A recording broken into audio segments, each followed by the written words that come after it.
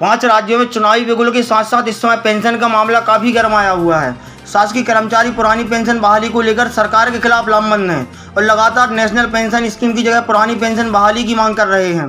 लेकिन सरकार के द्वारा कथित तौर पर पुरानी पेंशन पर सरकार पर अतिरिक्त वित्तीय भार का हवाला देकर लगातार पुरानी पेंशन के मुद्दे को टाला जा रहा है, जिससे कर्मचारियों की नाराजगी सरकार के खिलाफ बढ़ती ही जा रही है।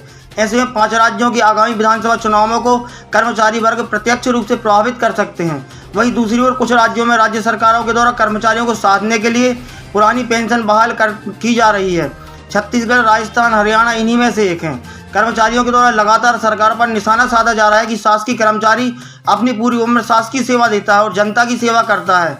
ऐसे में हमारे और हमारे परिवार के भविष्य को सुरक्षित करने में सरकार के द्वारा लगातार बहाने बनाए जा रहे हैं। वहीं दूसरी ओर नेताओं और जनप्रतिनिधियों को 3-3 पेंशन, सभी प्रकार के भत्ते, यही नहीं चुने गए जनप्रतिनिधियों के परिवार तक का हवाई यात्रा सहित सभी प्रकार का किराया सरकार वहन करती है।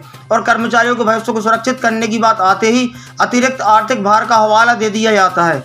एक यूजर ने सोशल मीडिया पर पोस्ट करते हुए एक सांसद के सरकार के द्वारा उठाए गए सभी खर्चों और दी जाने वाली सभी सुविधाओं की एक सूची के माध्यम से सरकार पर निशाना साधते हुए लिखा है कि कर्मचारियों की तो पेंशन भी नहीं, इन नवाबों और मतलबी नेताओं की ठाठ देखो। आज हम आपको सरकार के द्वारा एक सांसद को दी जाने वाली सभी सुविधाओं को बताएंगे।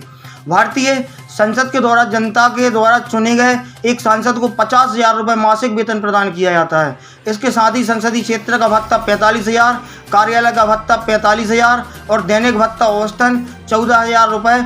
अगर सही भत्तों को जोड़ दिया जाए तो 1,54,000 रुपये और संसद सदन में उपस्थिति के दिनों में 2,000 प्रतिदिन, जब तक कि संसद सदन चलता है, प्रदान किया जाता है।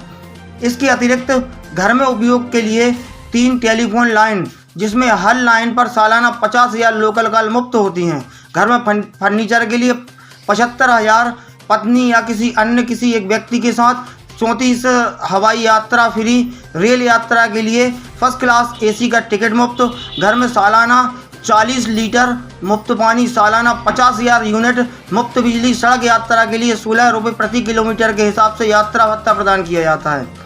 सांसद और उसके आश्रितों के लिए किसी भी सरकारी अस्पताल में मुफ्त इलाज सुविधा, निजी अस्पतालों में इलाज पर वास्तविक खर्च का भुगतान सरकारी खजाने से किया जाता है। दिल्ली के पास के इलाके में बंगला या फ्लैट मुफ्त दिया जाता है। वाहन के लिए बिजली रहित लोन, कंप्यूटर खरीदने के लिए 2 लाख तक सरकारी खजाने से दिया जाता है। हर तीसरे महीने पर्दे और सोफा कवर धुलवाने के लिए खर्च सरकारी खजाने से दिया जाता है। इसके अतिरिक्त 3-3 पेंशन अलग। एक सरकारी कर्मचारी मेहनत की कमाई पर इनकम टैक्स भरता है और चुने गए जनप्रतिनिधियों की आय आयकर मुक्त होती है। इनको टैक्स भरने की कोई ज़रूरत नहीं होती है। हमारे विश्लेषण के हिसाब से अगर देखा जाए तो जिस देश में चुने हुए जनप्रतिनिधियों को इतनी सुविधाएं प्रदान करने पर अगर देश पर कोई आर्थिक बोझ नहीं पड़ता तो शासकीय कर्मचारियों को भी पुरानी पेंशन प्रदान की जा सकती है। मैं अपने दर्शकों से अनुरोध करता हूं कि आप कमेंट के माध्यम से अपने विचार हम तक प्रेषित करें, जिसे हम सरकार तक पहुंचाने की हर संभव मदद करेंगे। नितिन जैन, डिजिटल भारत न्यूज़ की स्पेशल रिपोर्ट के साथ।